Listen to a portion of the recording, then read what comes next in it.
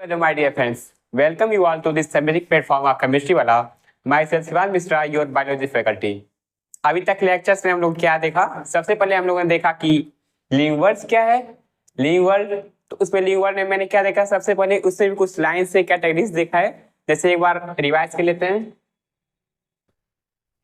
Basic introduction में हम लोग क्या देख रहे हैं? सबसे पहले कि लिविंग क्या है, जीव क्या है, व्हाट इज लिविंग.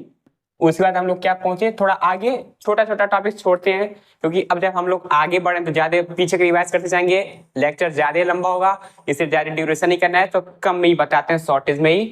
तो सबसे पहले हम लोगों ने देखा लिविंग जीव क्या है, इससे कुछ कैरेक्टरिस्टिक फीचर्स अर्थात उससे कुछ ना कुछ लक्षण देखे, जिससे हम लोग ने इसको अलग किया था. एक तो अपना जीव था, दूसरा सजीव था. इन दोनों के हिसाब से उसको अलग किए थे, बट वो सब टॉपिक काफी पीछे है, तो उसको छोड़िए. लिविंग्स हो गया. उसके बाद सीधे आगे आते हैं क्लासिफिकेशन. क्लासिफिकेशन वर्गीकरण. वर्गीकरण उसके बाद इसका हम लोग उसी में देखे थे कि वर्गीकरण की आवश्यकता क्यों होती है. उसके बाद का हम लोग का टॉपिक था टैक्सोनॉमी. इस पर अभी कुछ देर में चर्चा होगा, क्योंकि इसका अभी कुछ हमें आगे जरूरत पड़ेगा, जो कि आज का हम लोग का टॉपिक रहेगा नॉमेनक्लेचर उसमें. तो एक बार इसके बाद लाइन से देख लेते हैं. पहले लिविंग हम लोग पढ़ लेते हैं सबसे पहले लेक्चर में. सबसे पहले इंट्रोडक्शन के बाद, उसके बाद हम लोग टैक्सोनॉमी के ऊपर था, फिर क्लासिफिकेशन था, और लास्ट में हम लोग का था सिस्टेमेटिक्स. सिस्टेमेटिक्स. तो इन सब का जब हम लोग अध्ययन कर लिए थे, तो ये सिस्टमेटिक्स और ये क्लासिफिकेशन इसके ऊपर था. इसमें नीचे लाए थे हम लोग. सबसे पहले वर्गीकरण था, ठीक है. तो वर्गीकरण में हम लोग क्या देखे थे, कुछ टॉपिक्स पढ़ लिए थे, और आफ्टर दैट हम लोग बढ़ गए थे डाइवर्सिटी, अर्थात इसे भी लिख लेते नीचे, डाइवर्सिटी. ये आपका इतना टॉपिक्स हम लोग इसमें क्लियर किए थे. सबसे पहले जीव क्या है, तो इसके हम लोग कुछ लक्षण देखे थे, 4-5 लक्षण. हल्का से रिवाइज करा रहे थे बस. उसमें सेल ऑर्गेनिज्म होना चाहिए, अर्थात वो सेल से मिलकर बना होना चाहिए. दूसरा उसमें प्रोटोप्लाज्म होना चाहिए, अर्थात जीव द्रव्य होना चाहिए. जिसमें सेल रहेगा उसी में आपका जीव द्रव्य पाया जाएगा, जिसमें जीव द्रव्य रहेगा उसमें. उसके बाद तीसरा जो है आपका क्रिया, वो क्या है बताइए. वो है आपका जैव रासायनिक क्रिया, जिससे हम लोगों ने क्या बोला था, उपापचय अभिक्रिया.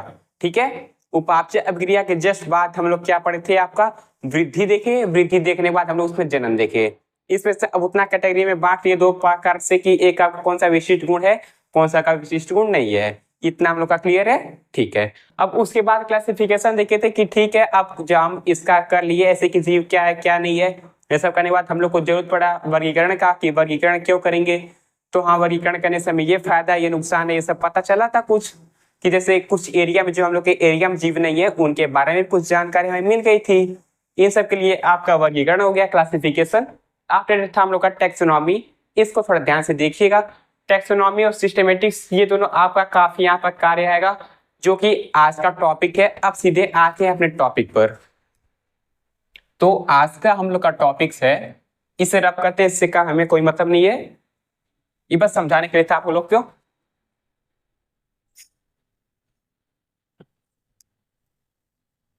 तो हम लोग का टॉपिक है आज का नॉमेनक्लेचर, और ये है आपका मोस्ट इंपॉर्टेंट टॉपिक. इस टॉपिक से आए दिन सवाल उठते रहते हैं. ओके, तो इसको थोड़ा ध्यान से पढ़ेंगे. तो सबसे पहले स्टार्ट करते हैं इसमें कि आपका नॉमेनक्लेचर है क्या.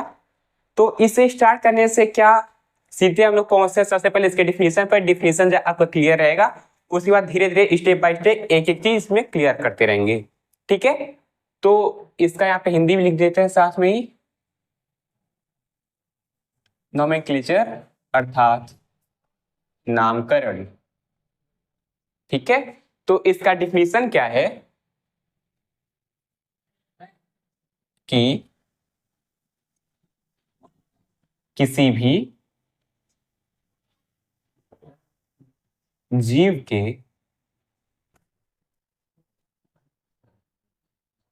खोज होने के बाद उसे वर्गीकी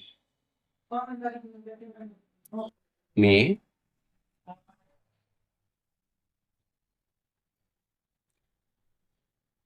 उपयुक्त है, छोड़िए कठिन लगेगा तो, में उचित स्थान निर्धारित कर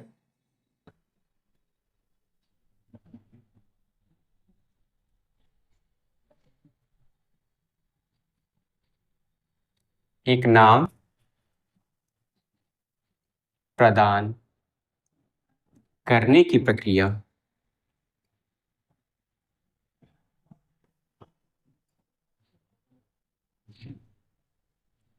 बस ये आपका नॉमेनक्लेचर। ठीक है, क्या ठीक है? अभी तो मैंने कुछ समझाया ही नहीं, समझिए। जैसे मैंने ऊपर क्या लिखा कि किसी भी जीव का, एकदम ध्यान से समझिएगा, पीछे का जो टॉपिक हम लोग पढ़ाए थे उससे रिलेट करते करते रहेंगे और आगे बढ़ जाएंगे सीधे। ठीक है, तो अभी तक इसमें हम लोग क्या देखे, ये हम लोग परिभाषा लिखे पीछे क्या, कि किसी भी जीव का, जो कोई भी एक नया जीव है उसे खोजे हम। उसके बाद क्या किया कि किसी भी जीव के खोजने के बाद उसे वर्गीकी में, वर्गीकी याद है ना, क्या है वर्गीकी? टेक्सोनॉमी। एक बार इस पर थोड़ा ध्यान दे देते हैं। टेक्सोनॉमी हम लोग क्या देखे सबसे पहले? आइडेंटिफिकेशन। उसके बाद हम लोग को उसमें था नॉमेनक्लेचर, और उसके बाद हम लोग का था इसमें क्लासिफिकेशन। ये आपका स्टेप है टैक्सोनॉमी का। और जब बस यहीं पर आपका एक और ऐड हो जाएगा, जिससे हम लोग बोले थे विकासीय संबंध, वो जब ऐड हुआ तुरंत ही आपका ये टैक्सोनॉमी बदलकर सिस्टेमेटिक्स हो जाएगा। ठीक है, तो इसे बस यहाँ पर ये मैं यहाँ पर इसलिए आपको ये बताया टैक्सोनॉमी, हिंदी इसका लिख लीजिए साथ में ही, वर्गीकी। ये आवश्यकता नहीं नजर आ रही है तो सीधे बोल रहे हैं आइडेंटिफिकेशन, अर्थात पहचान, पहचान होने के बाद नामकरण, और नामकरण होने के बाद वर्गीकरण। ठीक है, तो एक बार नॉर्मल फिर बताते हैं टैक्सोनॉमी क्या था। टैक्सोनॉमी ये था हम लोग का कि जब कोई भी जीव जब खोजा गया था, सबसे पहले आइडेंटिफिकेशन, मतलब कि क्या कोई पहले से ऐसा जीव खोजा गया है जिससे ये जो हम लोग नया जीव खोजे हैं उससे उसका कुछ भी लक्षण मिल रहा है कि क्यों नहीं वो आपका इंटरनल हो, वो जो भी होगा उसका गुण, जैसे उसका सेल ऑर्गेनिज्म या इंटरनल उसका स्ट्रक्चर या एक्सटर्नल स्ट्रक्चर, इन सब के आधार पर आपका ये होता है आइडेंटिफिकेशन।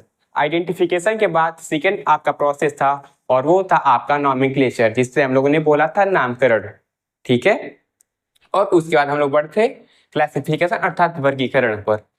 ठीक है, तो ये मैं बस आपको एक वर्ड के लिए बताया कि आप ये जो दिया है वर्गीकी में, इसके बस बताया कि वर्गीकी क्या था। ठीक है, अब पहुंचते हैं फिर से अपने इस डिफिनेशन पर। तो डिफिनेशन क्या था कि किसी भी जीव के खोज के बाद उसे वर्गीकी में एक स्थान, उचित स्थान है कि अब वो स्थान उसका बदल लेना, एक उचित स्थान प्रदान करने के बाद क्या कार्य करना है? सबसे पहला स्टेप खोजा, सेकेंड स्टेप उसका वर्गीकी में स्थान निर्धारित किया, और तीसरा प्रोसेस किया कि उसका वर्गीकी में स्थान निर्धारित करने के बाद उसका नाम दिया, और यही आपका पूरा प्रक्रिया कहलाता है नामकरण। ठीक है, ओके, इसे रब करते हैं, इससे हमें कोई मतलब है नहीं, बस ये आपको समझाने को था क्योंकि इससे हम लोग पहले पढ़ चुके हैं। फिर से एक बार ये देख लीजिए क्या मैं लिखा, किसी भी जीव के खोज के बाद वर्गीकी में उचित स्थान निर्धारित करने के बाद निर्धारित कर एक नाम प्रदान करने की प्रक्रिया। क्या किया? एक छोटे से स्टेप में इसी पर लिख लीजिए, इतना बड़ा को, कोई भी जीव खोजा,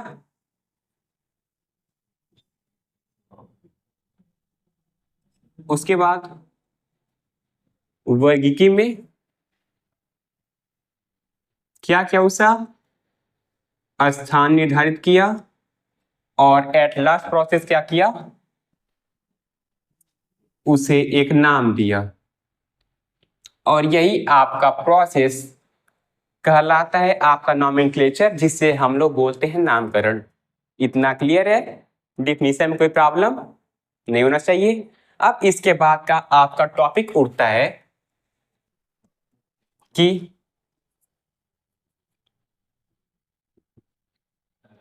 नेसेसिटी ऑफ नॉमेनक्लेचर,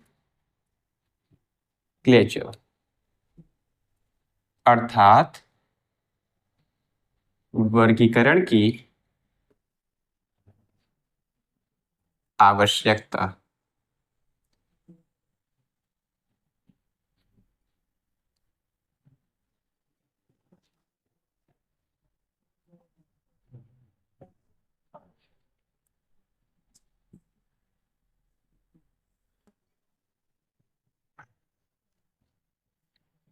इसे जब ये आपका डिफिनेशन में कंफ्यूजन हो, एक बार इससे छोटे में याद कीजिए सीधे। क्या मैं बोला था?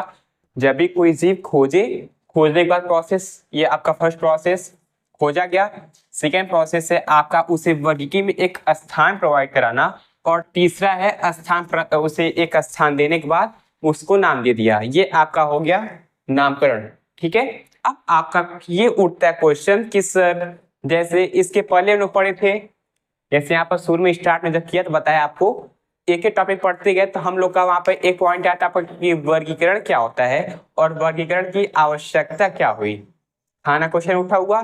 ठीक उसी प्रकार से यहाँ पर भी क्वेश्चन उठ गया हमारे सामने कि जैसे ये नामकरण है तो नामकरण कर दिया, ठीक है। अब ये क्वेश्चन उठा कि नामकरण की आवश्यकता क्यों हुई। ठीक, तो अब सुनिए कि इसकी आवश्यकता हमें क्यों हुई। आप अपने ही आसपास पड़ोस के किसी राज्य में जाइए, ठीक, और यही किसी और देश में जाइए। ठीक है, मैंने क्या बोला? आपके पास का कोई गांव या मोहल्ला है, मैंने नहीं बोला। थोड़ा अपर, थोड़ा ऊपर जाए, बस थोड़ा सा। जैसे आप अपने स्टेट को छोड़ के किसी और स्टेट में जाते हैं, ठीक है, और ऐसे ही आप किसी दूसरे देश में जाते हैं, तो वहां पर कोई जो आपका एक स्थानीय नाम होता है, किसी जीव का एक नेम होता है जो आपके एरिया में ही बस पार्टिकुलरली बोला जाता है, और वही नाम आपका किसी और जगह पर गए तो वहां पर वो नाम बदल जाता है। जैसे एग्जाम्पल समझिए आप, जो मैं बात बोल रहा हूँ कि कोई जीव यहाँ पर है तो उसका कुछ और नाम रहेगा, थोड़ा और दूर जाएगा तो उसका नाम बदल जाएगा, तो उसको हम बोलते हैं आपका स्थानीय नाम, जिसे हम लोग बोल सकते हैं normal local word, sorry local name, स्थानीय नाम। जैसे एग्जाम्पल के लिए पहले एक बार देखिए स्थानीय नाम क्या होता है। जगह जगह पर बदलते रहते हैं। पलिए स्थानीय नाम जगह जगह पर बदलते रहते हैं। अब इसके बाद इसका देखिए आप एग्जाम्पल, जैसे मैंने उठा लिया एग्जाम्पल में एक गौरैया, गौरैया पक्षी, समझ ही सकते हैं आप लोग, जिसे हम लोग स्पैरो बोलते हैं। ठीक है, तो यही एक ही स्पैरो है, एक चिड़िया, छोटी चिड़िया, किंतु जब आप इसी चिड़िया को, एक आपका स्टेट है आंध्र प्रदेश, आंध्र प्रदेश, वहां चले जाते हैं तो इसी गौरैया का वहां पर नाम बोला जाता है पिचुका।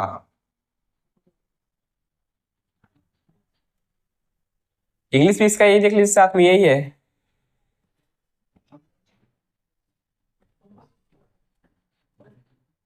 ये पिचुका।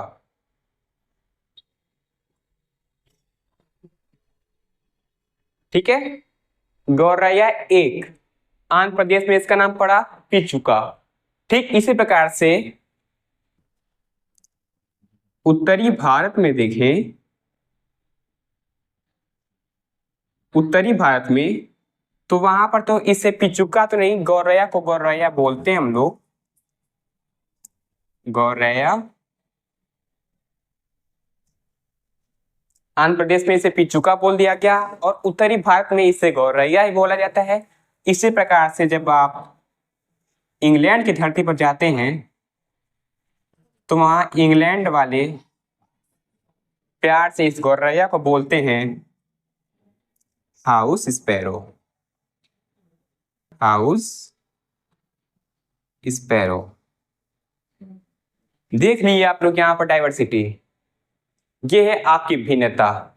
इसी का, इन्हीं सबसे त्रस्त होके हम लोग के कुछ अभी वैज्ञानिक रहेंगे जो आगे इन्हीं सब नाम से कंफ्यूज होकर एक अलग से एक पूरा एक प्रकार का वैरायटी का निर्माण कर देंगे, जिसके फलस्वरूप हमें ये वर्गीकरण का आवश्यकता का वहां पर हमें पता चलेगा सही से।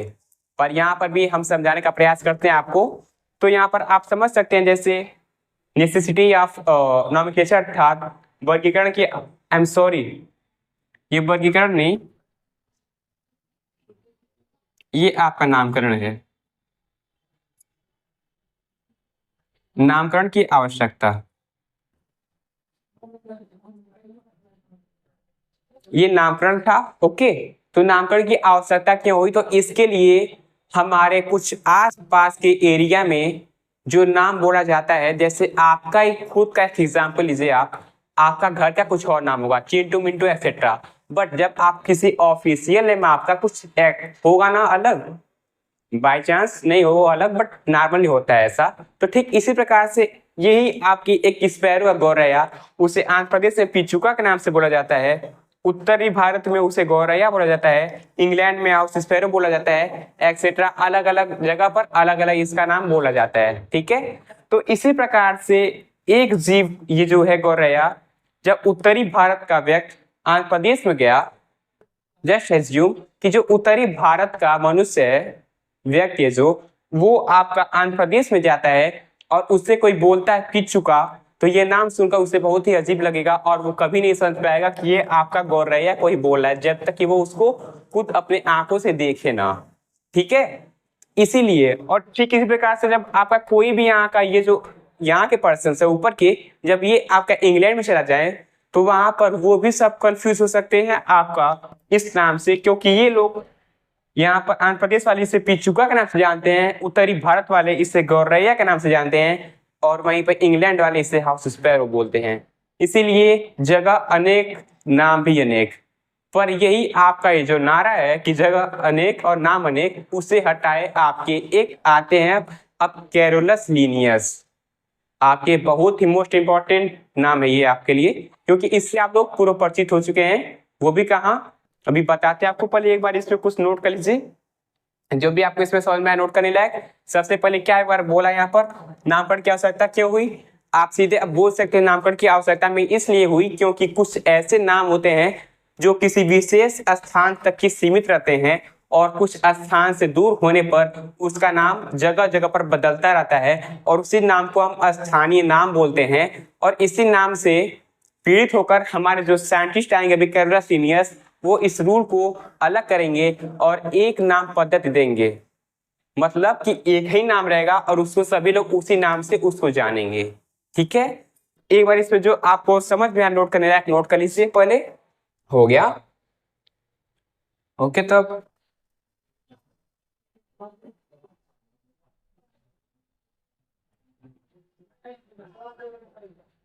अब इसके बाद आपका टॉपिक आता है ठीक यहीं पर, ये जो आपका टॉपिक क्या था कि वर्गीकरण की, आई एम सॉरी, नामकरण की आवश्यकता क्यों हुई।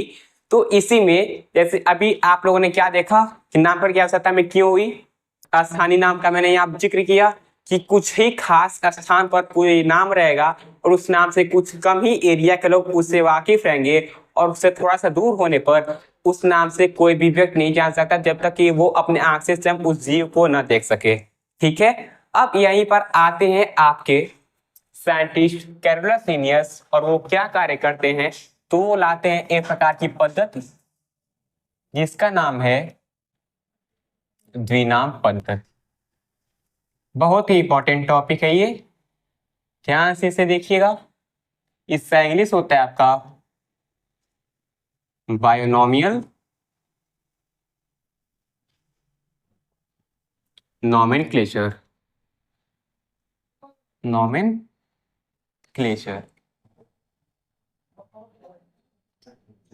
ओके। तो बायोनोमियल नॉमेनक्लेचर ये आपका हेडिंग पड़ गया। अब इसमें समझिए कि ये है क्या।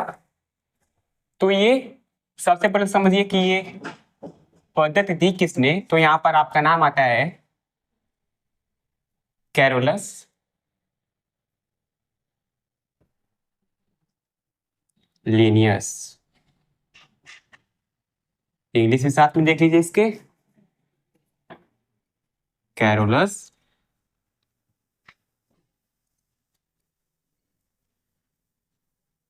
लीनियस। तो ये आपका अभी तक हम लोग क्या पढ़े थे कि द्विनाम पद्धति में, उसके बाद हम लोग देखे क्या कि कैरोलस लीनियस ने इसको खोजा, या ये जो नाम पद्धति ये बनाया आपका, ये आप प्रकार के कैरोलस लीनियस साहब। अब ये कैरोलस लीनियस इसमें किए क्या, सबसे पहले समझिए इसके नाम में ही इसका अर्थ छिपा हुआ है कि कैरोलस लीनियस द्वारा बनाए गए ये नामकरण का पद्धति आखिर है क्या। तो उसे समझिए यहाँ पर इंग्लिश में इसके, जैसे यहाँ पर दिया है बाई, बाई अर्थात टू, और ये नॉमिनल अर्थात हम कह सकते हैं सीधे नेमिंग, टू नेमिंग।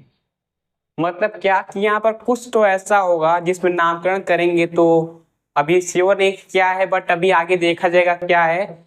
इसमें कुछ न कुछ ऐसा तो हमें बताया गया है इसमें, इस पद्धति के इस नाम के अनुसार ही, कि इसमें ये जो हम नाम लिखेंगे इसमें दो ही चीज का कुछ नाम होगा। अब ये जो थोड़ा डाउट है अभी क्लियर होता है आगे जाके। अब देखिए समझिए, अब इसके अनुसार कैरोसिनियस के अनुसार ये जो आपका दिनांक पद्धति है, इसमें किसी भी जीव का, प्रत्येक जीव का एक वैज्ञानिक नाम, वैज्ञानिक नाम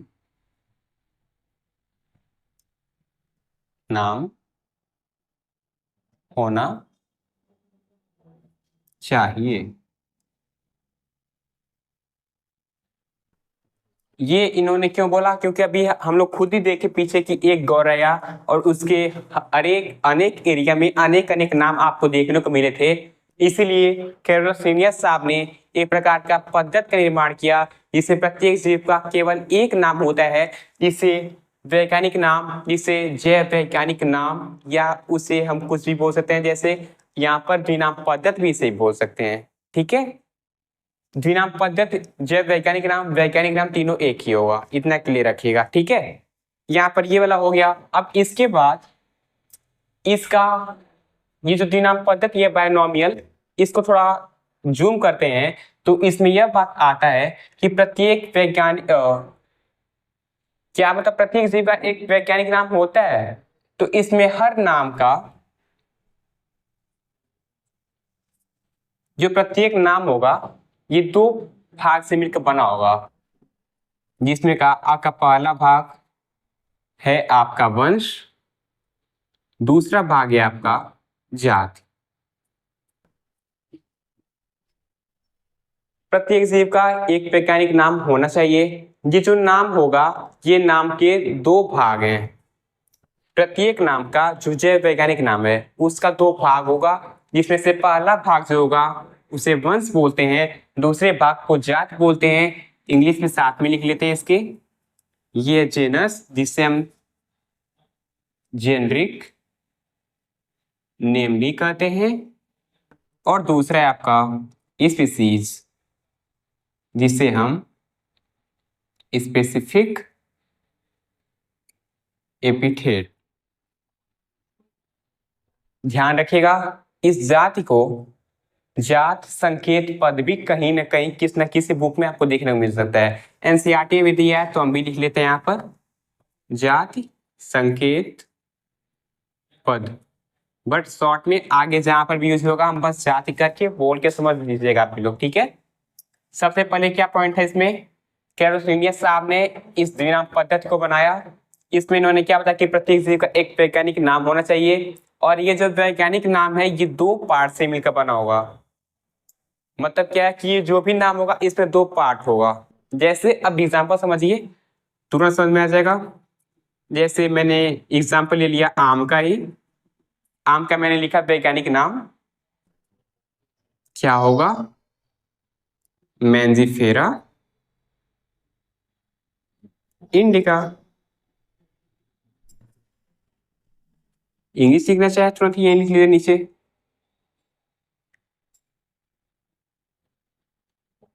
मैंजीफेरा इंडिका। ऐसे ही ह्यूमंस का लिख लीजिए, लिखना हो तो मनुष्य। हमारा काम एक से ही चल जाएगा, पर चलिए लिख लेते हैं होमो सेपियंस।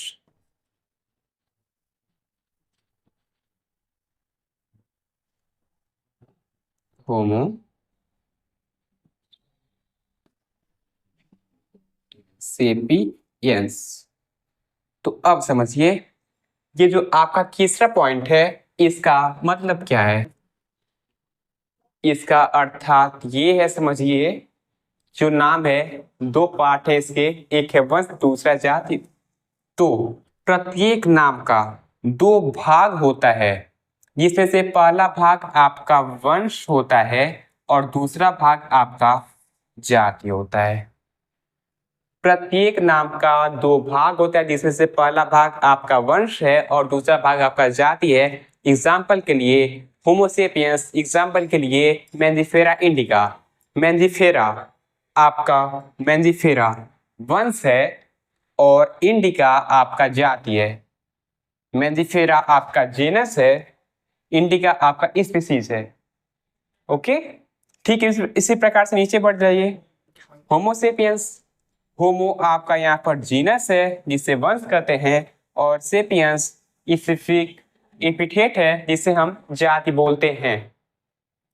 इतना क्लियर है? ठीक। तो अब अभी तक मैंने क्या बताया, ये पॉइंट काफी इंपॉर्टेंट होता है, क्या कि प्रत्येक की जो द्विनाम पद्धति है, इसमें जितना भी जीव होगा सबका एक वैज्ञानिक नाम होना चाहिए, और जितना भी वैज्ञानिक नाम रहेगा ये दो टाइप में रहेगा, दो भाग इसका रहेगा। पहला भाग है आपका वंश, दूसरा भाग है आपका जात। वंश का हम लोगों ने क्या नाम दिया? इंग्लिश जीनस, जिससे हम लोग जेनेरिक नेम बोलते हैं, और दूसरा है आपका जात, जिससे हम लोग स्पीसीज, और उससे ही हम लोग बोलते हैं स्पेसिफिक एपिथेट। इतना क्लियर है? ओके, इतना इतना आप लोग पहले इसको नोट कीजिए, फिर हम आगे बढ़ते हैं। तो अभी तक हम लोग ने कुछ इसमें देखा, जैसे सबसे पहले हम लोगों ने देखा कि कैरोलस लिनियस साहब हैं। कैरोलस लिनियस साहब ने क्या किया? द्विनाम पद्धति दिया। द्विनाम पद्धति में हम लोग क्या देखे थे? बाय अर्थात दो, नॉमिनल अर्थात नेमिंग, मतलब ऐसा पद्धति का इन्होंने निर्माण किया जिसमें कि आपका जो भी किसी भी जीव का जो वैज्ञानिक नाम दिया जाएगा, किसी भी जीव का एक विशिष्ट नाम दिया जाएगा जिस नाम से वो सारे विश्व में विख्यात रहेगा। ठीक है, और उसे उसी पूरे पद्धति को बोला गया द्विनाम पद्धति। इसमें इन्होंने क्या बोला कि प्रत्येक जीव का एक वैज्ञानिक नाम रहेगा, प्रत्येक जीव का एक फेमस नाम रहेगा जिससे वो सारे विश्व में विख्यात रहेगा। अब यहाँ पर ऐसा नहीं होगा कि आपके एरिया में या आपके स्टेट में उसे किसी और नाम से जाना जाएगा, और किसी दूसरे कंट्री में चले गए, किसी दूसरे देश में चले गए तो वहां पर उसे किसी दूसरे नाम से जाना जाएगा। तो यहाँ पर इस प्रकार के मतभेद को दूर किए आपकी कैरोलस लिनियस साहब। ठीक है, अब उसके बाद तीसरा पॉइंट हम लोगों ने क्या देखा, जस्ट यहाँ पर क्या बोला मैंने यहाँ पर, ये कि ये जो आपका कैरोलस लिनियस साहब है, इन्होंने ये जो दिया द्विनाम पद्धति, इसमें ये जो आपका वैज्ञानिक नाम होगा ये दो पार्ट होगा। इसका जो वैज्ञानिक नाम है इसका दो पार्ट है। एक था आपका वंश जिससे हम लोग जेनस बोलते हैं, जेनेटिक नेम बोलते थे। दूसरा था आपका जाति जिससे हम लोग स्पीसीज बोले थे या स्पेसिफिक एपिथेट बोले थे। ठीक है, अब इसके बाद आगे बढ़िए। इसके बाद आपका आता है दो तीन पुस्तक इन्होंने लिखा कैरोलस लिनियस साहब ने, जिसमें से आपका सबसे पहले 1751 में इन्होंने एक प्रकार का पुस्तक लिखा,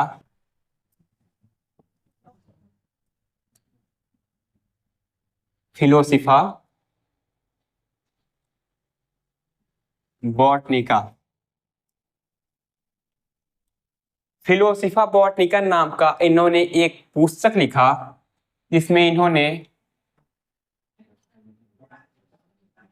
रूल्स का जिक्र किया। हिंदी भी लिख देते हैं साथ में, फिलोसिफा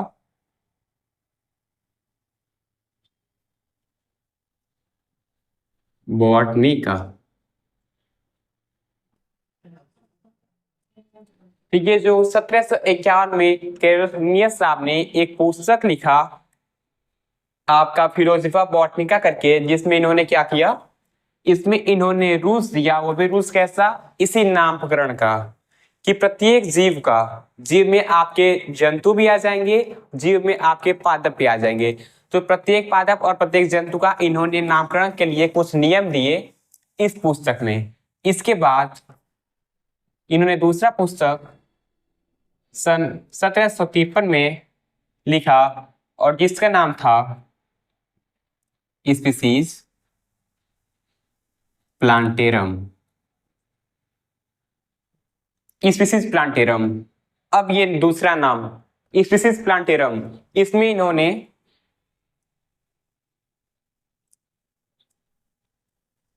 उनसठ सौ पौधों का वैज्ञानिक नाम रखा।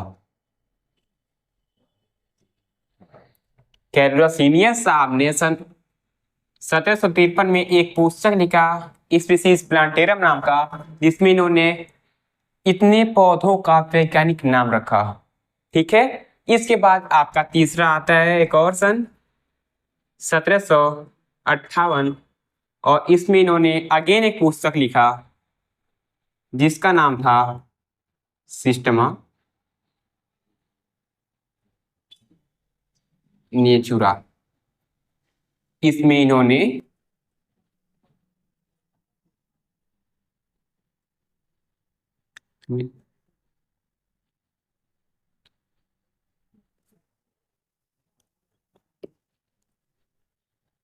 सत्रह में सिस्टमा नेचुरी नाम का एक पुस्तक लिखा। अगेन इन्होंने इसके पहले 1753 में लिखा जिसमें इतने पौधों का नाम वैज्ञानिक नाम रखा।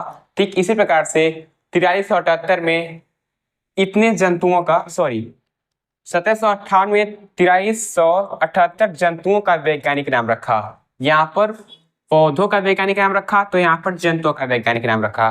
ये आपका पुस्तक का नाम इंपॉर्टेंट है, बहुत ही बार पूछा जा चुका है ये क्वेश्चन है। ठीक है, पहले ये तीनों सन एक बार लिख लीजिए पहले तुरंत। अब इसके बाद आपका आता है काफी इंपॉर्टेंट टॉपिक है वो, और वो है आपका रूल्स ऑफ बायोनॉमियल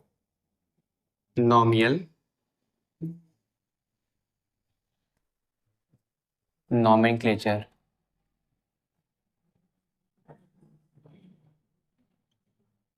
अर्थात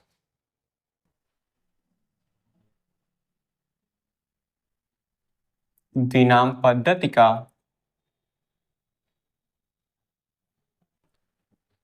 नियम।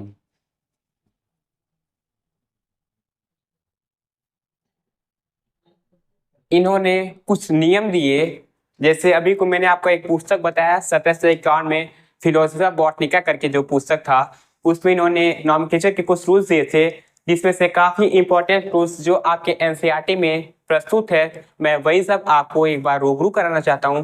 तो देखिए इसमें का सबसे पहला का क्या है, तो इसमें ये कहा गया सबसे पहले में कि जो प्रत्येक जीव है, जितने भी जीव है ये इन्होंने क्या कहा कि प्रत्येक जीव का एक वैज्ञानिक नाम रहेगा। ठीक है, तो उसमें से ये जो प्रत्येक जीव है उसका ये जो वैज्ञानिक नाम रखा जाएगा, वैज्ञानिक नाम, इसे साइंटिफिक नेम भी बोलते हैं। साइंटिफिक नेम तो वो लैटिन लैंग्वेज में रहेगा, लैटिन लैंग्वेज में। इसका भी हिंदी लिख लीजिए नीचे, लैटिन भाषा। ये आपका ये जो सबसे पहला इनका रूल है, इनका सबसे पहला रूल यही है कि जो भी आपका नॉमेनक्लेचर किया जाएगा, किसी भी जीव का ये जो नाम दिया जाएगा वो किस तरह शब्द दिया जाएगा कि ये जो वैज्ञानिक नाम रहेगा किसी भी जीव का वो लैटिन लैंग्वेज में दिया जाएगा। इसका मतलब क्या हुआ नहीं समझ में आएगा, समझाते हुए आगे। जैसे ये आपका मैंगो है, एग्जाम्पल मैंगो है, तो इसका ये जो नाम पड़े आपका मैंजिफेरा इंडिका। अभी मेरे इस नाम में थोड़ा कुछ एरर्स है, जो अभी आपको कुछ टाइम बाद अभी जैसे रूल्स होगा तब आपको समझ में आएगा, इसलिए मैं आपको एकदम नॉर्मल बता दे रहा हूँ ऐसे लिख के। ठीक है, अब बस समझिए मेरा ये जो पहला पॉइंट है कि किसी भी वैज्ञानिक नाम जो रहेगा वो आपका लैटिन लैंग्वेज में रहेगा, इसको उन्होंने क्यों बोला? तो इसका कारण यह है कि ये जो आपका लैटिन लैंग्वेज है ये आज से बहुत साल पहले बोले जाता था। ये जो आपका लैंग्वेज है लैटिन लैंग्वेज बहुत सालों पहले बोला जाता था, इसलिए प्रेजेंट टाइम में इसका यूज नहीं होता है।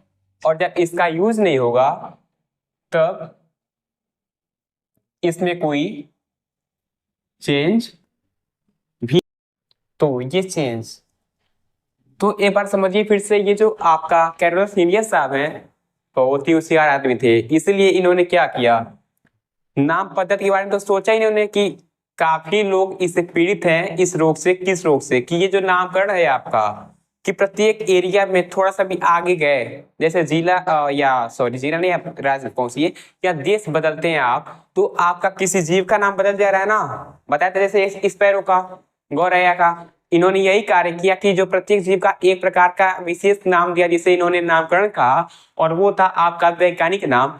तो इसमें इन्होंने पार्टिकुलर एक ही लैंग्वेज चुना और वो था आपका लैटिन लैंग्वेज।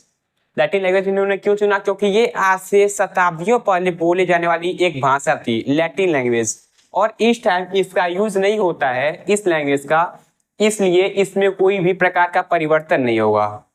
पॉइंट क्लियर रखिएगा।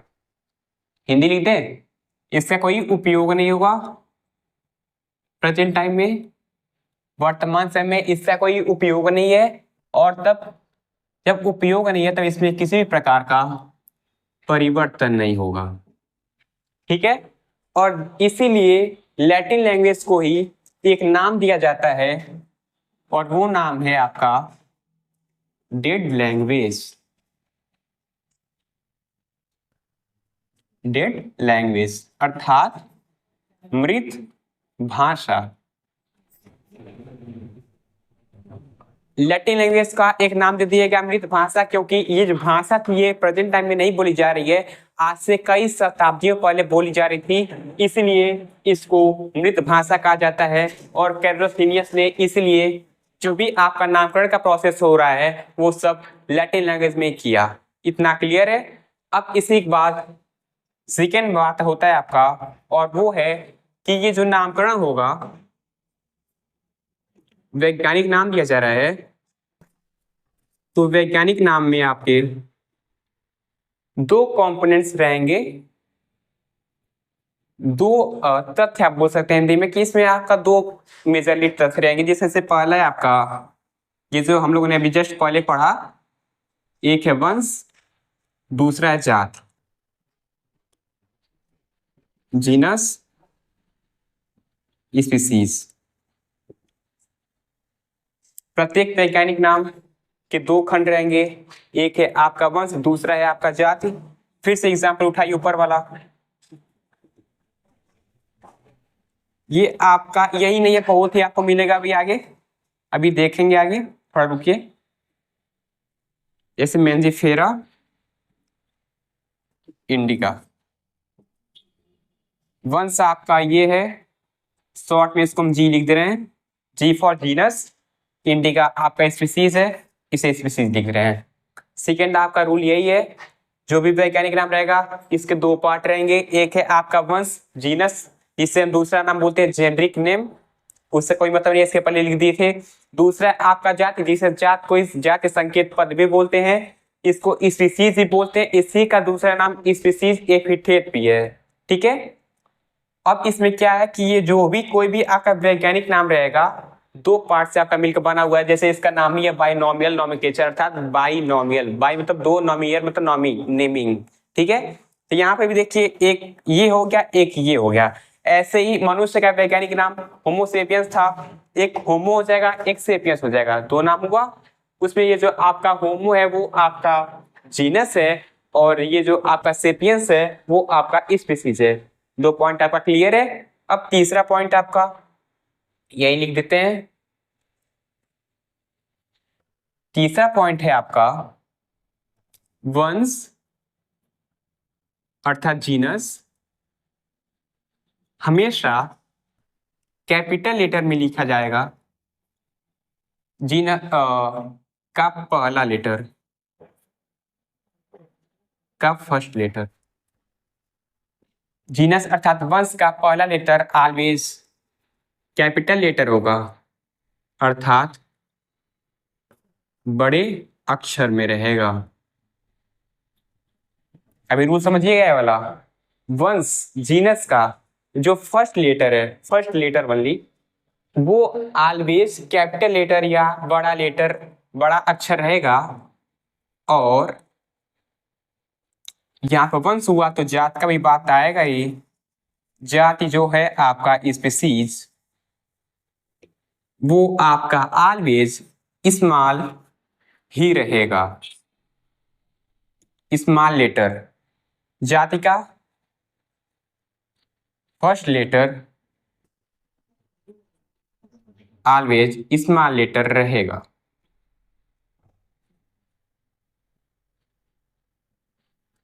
तीसरा पॉइंट एक बार ध्यान से देखिएगा।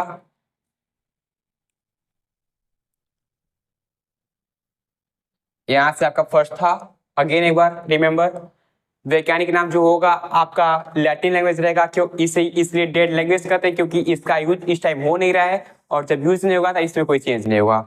पहला क्लियर। इसके बाद दूसरा ये कि जो भी आपका वैज्ञानिक नाम रहेगा, दो पार्ट रहेगा इसका, एक आपका वंश रहता है, दूसरा आपका जात रहता है। वंश और जाति आपस में मिलते हैं तब आपका एक प्रकार का वैज्ञानिक नाम देते हैं। इसमें वंश आपका फर्स्ट जो आपका वर्ड रहेगा, जो फर्स्ट वर्ड वो आपका वंश रहेगा, और सेकेंड वर्ड आपका जात रहेगा। ठीक, तो इसमें तीसरा रूल आपका कैरोलस लिनियस साहब ये बताते हैं, ये जो आपका वंश है, वंश का जो पहला लेटर है वो ऑलवेज कैपिटल रहेगा। जैसे बहुत आम हो गया, थोड़ा अलग बढ़िए, जैसे शेर, इसे लायन बोलते हैं, तो इसका वैज्ञानिक नाम पैंथेरा लियो है, पैंथेरा लियो। तो यहां पर देखिए जो मैंने बोला, यहां पर दिख भी दिया, मैंने क्या बोला, वंश का, वंश अर्थात जीनस का फर्स्ट लेटर ऑलवेज कैपिटल रहेगा, पी कैपिटल है, और जात अर्थात स्पीशीज का जो आपका फर्स्ट लेटर है वो ऑलवेज स्मॉल रहेगा, तो ये आपका यल स्मॉल है। ठीक है, कोई और ऐसे एग्जांपल लेते हैं, जैसे मेढक का ले लिए, मेढक फ्रॉग, इसका एग्जांपल लिखने के लिए लिख लीजिए राना, टिग्रीना। राना में आपका आर कैपिटल है, टी में आपका, टिग्रीना में आपका टी स्मॉल है। आर इट मीन्स आपका जीनस, जीनस ऑलवेज आपका फर्स्ट लेटर कैपिटल रहेगा। जो टिग्रीना है जो कि आपका स्पीसीज है, इसका फर्स्ट लेटर ऑलवेज स्मॉल रहेगा। 3 पॉइंट क्लियर। 3 रूल पहले नोट कीजिए, 1-2 रूल्स और बाकी हैं, पहले इतना नोट कर लीजिए।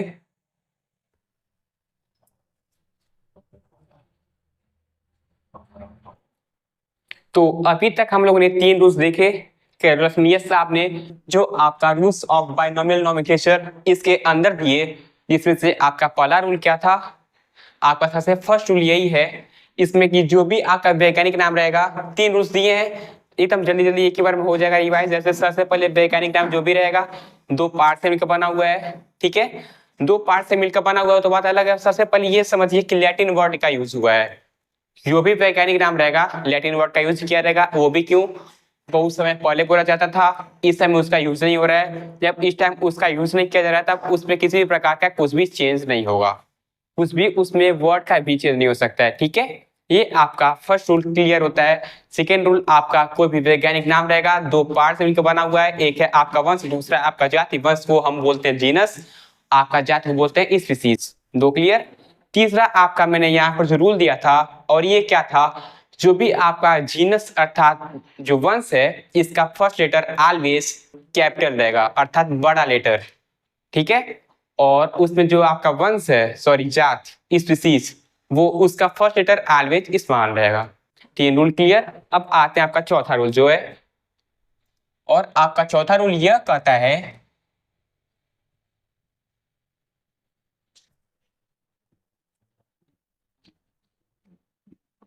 कि हाथ से लिखते वक्त, इसे हम बोलते हैं हस्तलिपि बोल सकते हैं,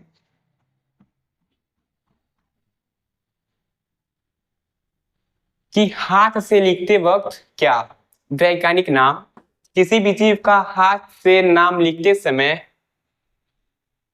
दोनों शब्दों को अलग अलग लिखकर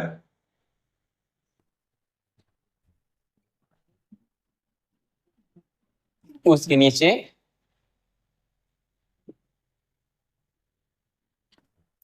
अंडरलाइन कर देते हैं।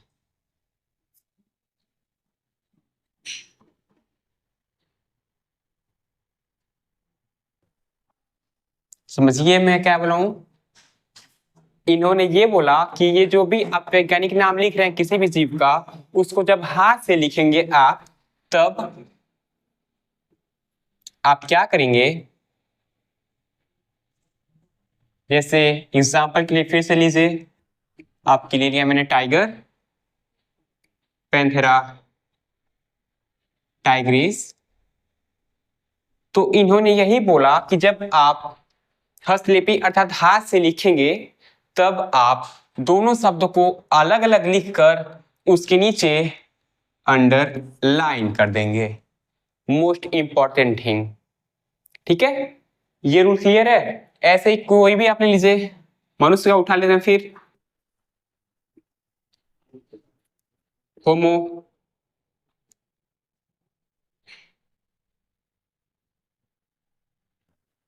सेपियंस, होमो अलग, ये अलग। फर्स्ट रूल, इसके पहले रूल याद कीजिए, आपका फर्स्ट लेटर जीनस का ऑलवेज कैपिटल और आपका स्पीसीज का फर्स्ट लेटर ऑलवेज स्मॉल। वो वाला रूल भी मिल गया। दूसरा रूल यहाँ पर ये कहा गया कि जब हाथ से कुछ भी हस्तलिपि करेंगे, तब आप का ये जो वर्ड है इसको अलग अलग लिखेंगे और उसके नीचे रेखांकित कर देंगे अर्थात अंडरलाइन कर देंगे। और इसी में थोड़ा और एक्स्ट्रा करते हैं, क्या, तथा छापते वक्त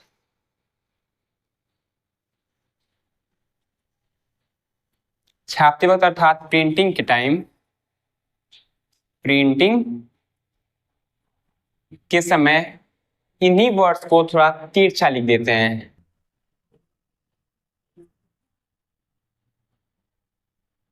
ये क्या बोल दिया, तिरछा लिख देते हैं। क्या तिरछा, समझिए। यही जो आपका ऊपर एग्जाम्पल ये फिर से ले लेते हैं इसी प्रकार से।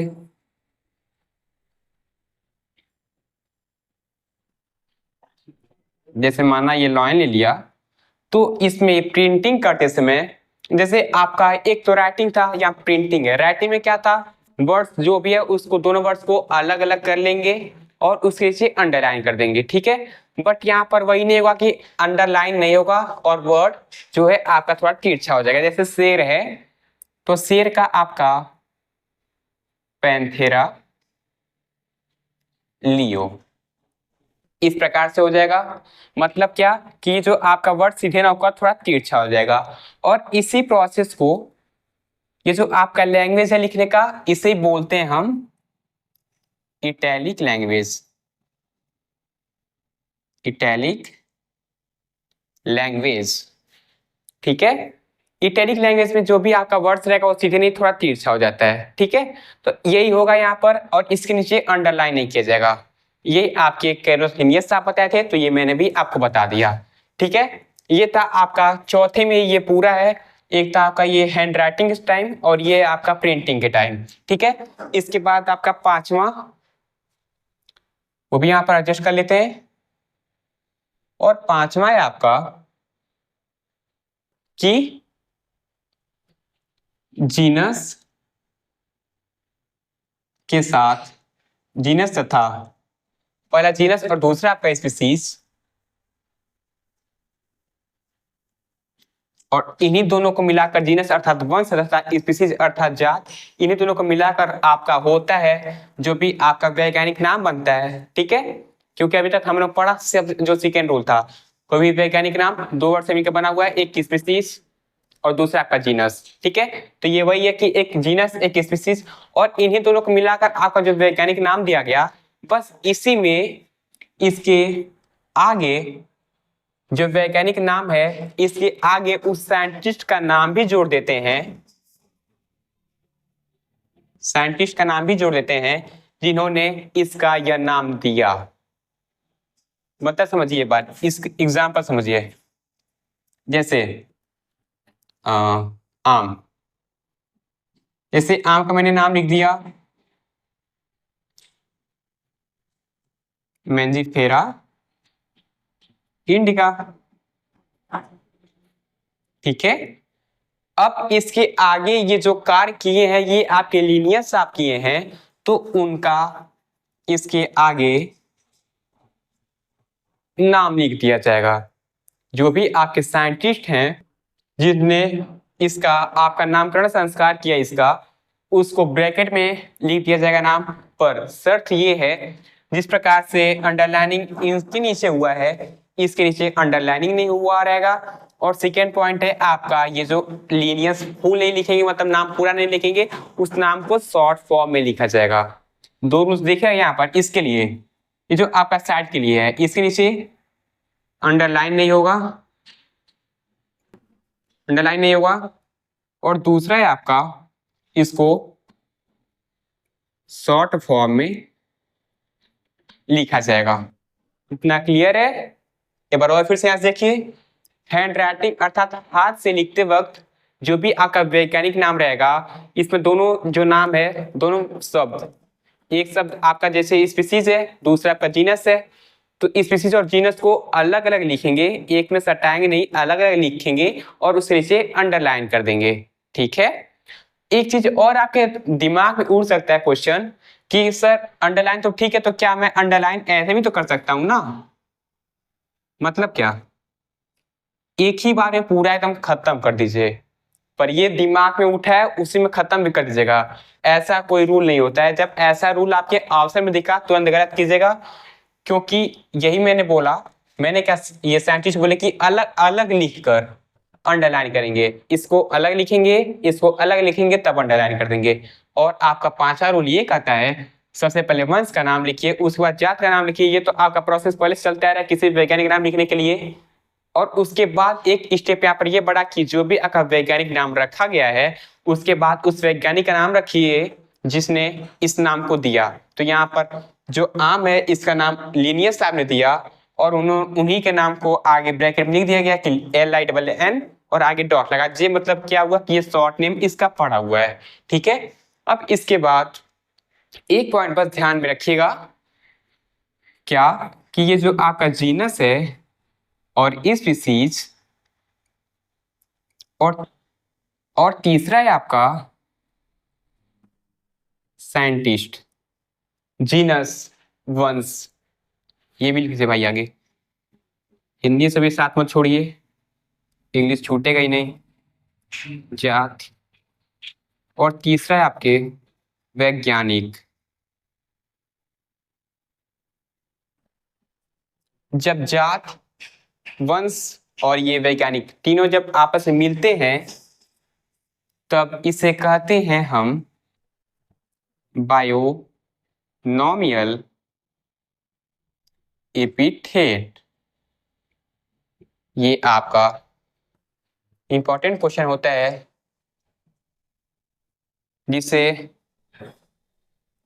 जो आपका जीनस है, स्पीसीज है और साइंटिस्ट, जब ये तीनों आपस में मिलता है ये, तो इसे ही हम बोलते हैं बाइनोमियल एपिथेट, जिसका हिंदी चाहे लिखना तो लिख लीजिए द्विपद,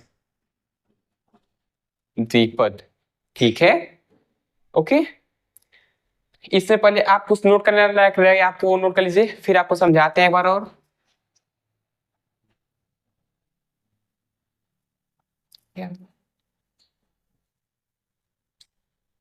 ओके, तो अभी तक यही आपके इतना एनसीईआरटी में दिया हुआ था, कुछ आपके रूल्स थे जो आपके बाइनोमियल नोमेनक्लेचर के लिए था, जो कि बहुत ही इंपॉर्टेंट होता है ये सब रूल। इन सब रूल को हल्के मत लीजिएगा। ये यहाँ पर ये जो क्वेश्चन था यही वाला क्वेश्चन, ये आपका नीट 2019 में पूछा हुआ क्वेश्चन था। ऑप्शन में आपके 3-4 दे दिए थे, जिसमें से इसी प्रकार से आपका दे दिया था, किसी में इसके आगे लीनियस पूरा लिख दिया था, तो किसी में CARL एलाइड वाले ने लिख दिया था। ऐसे इसमें कुछ ना कुछ ऐसे करके काफी इंपॉर्टेंट दे देते हैं, जिसमें से आपको कंफ्यूजन हो सकता था। बट ये याद रखिएगा, जो आपका वंश है वो सेम एकदम वैसे ही रहेगा, जात भी आपका ठीक रहेगा, पर ये जो आपके साइंटिस्ट हैं उसको शॉर्ट में लिखा जाएगा। ठीक है, बस अब यहाँ पर ये आपका पूरा कंप्लीट होता है, जितना भी है आपका रूल्स। बस एक बार हल्का से रिवाइज कीजिए। सबसे फर्स्ट रूल आपका क्या था, जितना भी आपका वैज्ञानिक नाम रहेगा लैटिन वर्ड में बोला जाएगा, पहला रूल। दूसरा रूल, जो भी आपका वैज्ञानिक नाम है 2 वर्ड से मिलकर बना हुआ है। एक है आपका जो आपका वंश है जिसे हम लोग जीनस बोलते हैं, दूसरा है आपका जाति जिसे हम स्पीसीज बोलेंगे। ठीक है, उसके बाद तीसरा रूल हम लोगों ने क्या देखा, यहाँ पर ये देखा कि जो आपका जीनस रहेगा उसका फर्स्ट लेटर ऑलवेज कैपिटल रहेगा, और जो आपका स्पीसीज है इसमें का फर्स्ट लेटर आपका ऑलवेज स्मॉल रहेगा। ठीक है, अब इसके बाद जब आगे बढ़े यहाँ पर, तो ये जो हैंड रिटेन है, मतलब जो हाथ से लिखा हुआ है, तो उसमें हाथ में लिखने में क्या हो रहेगा कि दोनों जो शब्द है, दोनों शब्द का मतलब क्या हुआ, एक वंश दूसरा जात, दोनों अलग अलग रहेगा। ऐसा नहीं कि आपस में ज्वाइंट रहेगा, दोनों अलग अलग करके उसके बाद उसके नीचे अंडरलाइन किया जाएगा। ठीक है, और जब बात आया आपका प्रिंटिंग टाइम में, अर्थात उसे छपाई करते हुए, उस समय आपका जो वर्ड है उसको सीधे लिख के थोड़ा सा तिरछा कर देते हैं। ठीक है, जैसे ये यहाँ पर ये पैंथेरा लियो, ऐसा नहीं कि बस केवल ये यहीं पर है, यहाँ पर पैंथेरा टाइग्रिस रहेगा, इसको थोड़ा सा ऐसे ही कर लीजिए डाउन। होमो सेपियंस इसको भी थोड़ा डाउन कर लीजिए। सब में सेम यही प्रोसेस अपनाया जाएगा, पर यही रहेगा जब आपका इटैलिक लैंग्वेज रहेगा आपका थोड़ा सा इसको डाउन कर जाएगा और इसी नीचे अंडरलाइन नहीं किया जाएगा। ठीक है, और लास्ट आपका क्या था कि जो आपका जीनस है प्लस स्पीसीज है, मतलब क्या, इसको आप सीधे लिखना चाहते, बस ये लिख सकता है कि कोई भी जो आपका वैज्ञानिक नाम है उसके अंत में, वैज्ञानिक नाम के अंत में उस वैज्ञानिक का नाम जोड़ देना, और ये पूरा प्रोसेस आपका ये लास्ट लैंग्वेज हो गया, मतलब लास्ट रूल। इसमें इन्होंने क्या किया कि वैज्ञानिक नाम के बाद उस वैज्ञानिक का नाम जोड़ते हैं जिसने यह नाम आपको दिया। ठीक है, और यही तीनों जब आपस में जुड़ जाता है, जीनस, स्पीसीज और ये तीसरा जो आपका साइंटिस्ट, ये तीनों आपस में जुड़ जाते हैं, तो इसका एक स्पेशल नाम दिया जाता है और उसको बोलते हैं बाइनोमियल एपिथेट, जिसका हिंदी है द्विपद। ठीक है, यहाँ पर आपका ये वाला टॉपिक भी क्लियर होता है। बस इसके बाद थोड़ा सा शुरू में अगले लेक्चर में हम लोग पढ़ेंगे ट्राइनोमियल, जो आपके एनसीईआरटी के सिलेबस में तो नहीं है, बट उससे एक आध बार क्वेश्चन पूछा हुआ है, तो 1-2 रहेगा, उसको बता दीजिएगा।